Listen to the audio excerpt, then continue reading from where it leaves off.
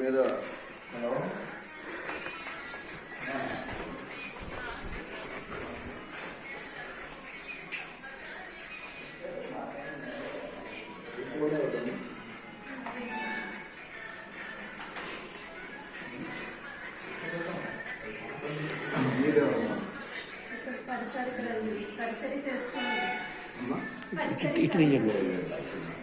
ఏం పేరు మా పేరు గోపాల్.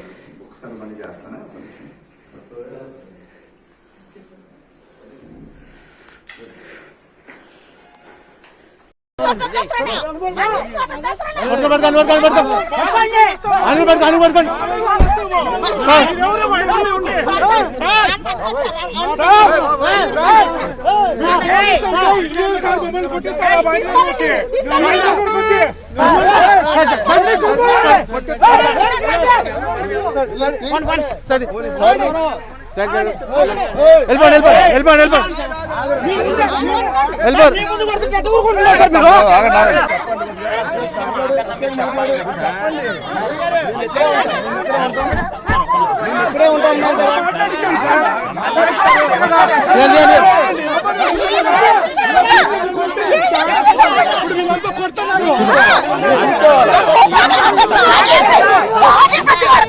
ఇక్కడే ఉంటాం. సెంట్రల్ గవర్నమెంట్ అప్లై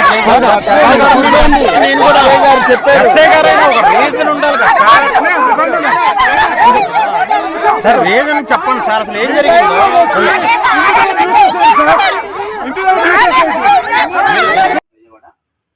నేను United Indian Christian joint action committee చైర్మన్గా పనిచేస్తూ ఉన్నాను.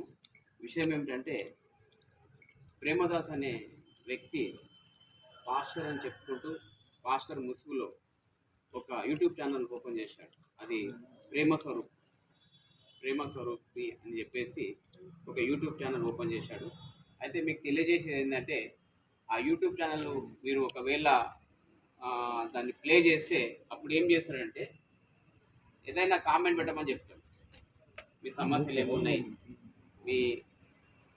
మీ ఉద్యోగ విషయంలో కానీ ప్రతి విషయంలో ఏది కావాలన్నా కూడా మేము ప్రార్థన చేస్తామని చెప్పేసి ఒక యాడ్ పెట్టాడు. దేవుని చిత్తానుసారంగా ఉండాలని చెప్పేసి ఒక యాడ్ పెట్టాడు. అయితే ఇతను ఏం చేస్తాడంటే, ఒకవేళ మనం కామెంట్ పెట్టినాం అనుకోండి, మా సమస్యలు ఏ విధంగా ఉన్నాయి, మాకు డబ్బు కావాలని అది ఇది అనుకొని సమస్యల విషయంలో మీరు ప్రార్థన కావాలంటే మాకు ప్రార్థన రిక్వెస్ట్ పంపండి, కామెంట్ పంపండి అని చెప్పేసి అతను చెప్తాడు. అయితే వీళ్ళు తెలియక, ఎందుకంటే ఈ రోజుల్లో క్రైస్తవులంతా ఏం చేస్తున్నారంటే, బైబిల్ చదువుతున్నారు, అన్నీ చేస్తూ ఉన్నారు, కానీ కొంతమంది ఏదైనా చెప్తే దాన్ని నమ్మేస్తున్నారు. నిజంగా సేవ చేసే గ్రామస్థాయిలో సేవ చేసే వాళ్ళకి సాయం చేయట్లేదు, కానీ ఈ మాటలకు, ఈ గారడీలకు, ఇలాంటివి లొంగిపోయి సైకోగా మారిపోతూ ఉన్నారు కొంతమంది. అయితే ఈ విషయం ఏంటంటే, ఈ ప్రేమ స్వరూపి అని చెప్పేసి యూట్యూబ్ ఓపెన్ చేసి మీరు ఎవరైతే కామెంట్ పెడతారో, మాకు ప్రార్థన అవసరతలు ఉన్నాయి, మా ఫ్యామిలీ గురించి ప్రార్థన చేయాలని చెప్పేసి మీరు ఎప్పుడైతే మీరు రిక్వెస్ట్ పెడతారో, అది వాడు ఆసరాగా తీసుకొని ఇంట్లో ఆడవాళ్ళకు ఫోన్ చేసి కొన్ని రోజులు వాళ్ళతో మంచిగా మాట్లాడినట్టుగా చేసి, మీకు గురించి ప్రార్థన చేస్తాం, మీ ఫ్యామిలీలో మీకు ఇవన్నీ పోవాలంటే మీ ఇంట్లో బంగారం ఉన్నా కూడా ఆ బంగారం శక్తమైన బంగారం అని చెప్పేసి ఆ బంగారం ఫోటోలు మీరు పెట్టండి, దాని గురించి మేము ప్రార్థన చేస్తామని చెప్పేసి, ఆ తర్వాత ఆ బంగారం మీ దగ్గర ఉంటే మీకు మీ ఇంటికి అరిష్టం అని చెప్పేసి వాళ్ళని మోసం చేసి ఆ బంగారు వాడు స్వాధీనపరుచుకుంటాడు. అలాగే డబ్బుల విషయంలో కూడా మీరు ఇన్ని పత్రికలు వంచాలి, ఈ డబ్బులు మీరు ఇవ్వండి అని చెప్పేసి కూడా లక్షలు వాడితో ఫోన్ మాట్లాడితే వాడు ఏదో విధంగా మోసం చేసి లక్షలు దాదాపు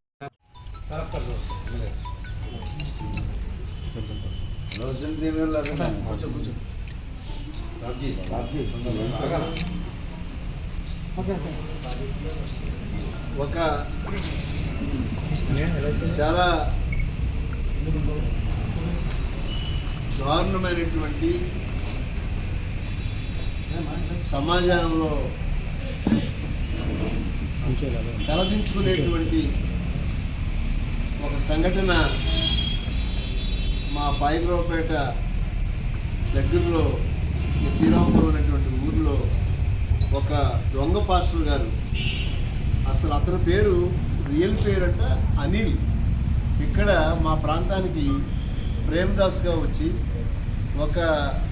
సుమారు 2-3 సంవత్సరాల నుంచి ఇక్కడే ఉంటూ అతను చేసేటువంటి దారుణమైనటువంటి సంఘటనలు ఏంటంటే, కొంత యూట్యూబ్లో ఒక యూట్యూబ్ క్రియేట్ చేసి ఆ యూట్యూబ్ ద్వారా కొంతమంది మహిళల్ని అతను లోపరుచుకుని ఇక్కడే వారికి ఒక హిప్నటిజం లాగా వారిని లోపరుచుకుని వారిని బలవంతంగా రేపులు చేయటం, బలవంతంగా ఫిజికల్ అసాసినేషన్ చేయటం, మరి బలవంతంగా అనేక ఈ యొక్క అసాంఘిక కార్యక్రమాలు చేయటం వల్ల అనుకోకుండా ఈరోజు కడప, అనంతపురం జిల్లాకు చెందినటువంటి కొంతమంది మహిళలు అది భరించలేక బయటకు వచ్చి అది వెలుగులోకి తీసుకురావడం జరిగింది.